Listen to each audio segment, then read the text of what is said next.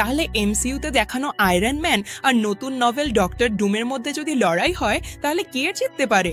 দুজন চরিত্রকেই একই অভিনেতা অভিনয় করবেন, আর তিনি হলেন আমাদের আরডিজে।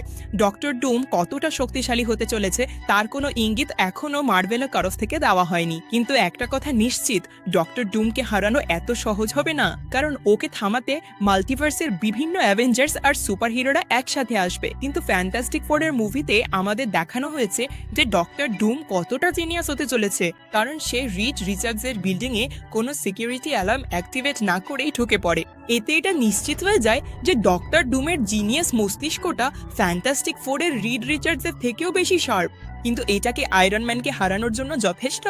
এর উত্তর হলো হ্যাঁ, কিন্তু আয়রন ম্যানের একটা প্লাস পয়েন্ট আছে, আর সেটা হলো তার কাছে ভয়ঙ্কর এআই ছিল। কিন্তু অ্যাভেঞ্জার্স ডুমসডেপে টিভির ওপর কন্ট্রোল নিয়ে সেখানকার এআই ব্যবহার করে ডক্টর ডুম নিজের শক্তি বাড়াতে পারে। তাহলে এখন তুমি আমাকে বলো, এই দুজনের মধ্যে তোমার প্রিয় কে?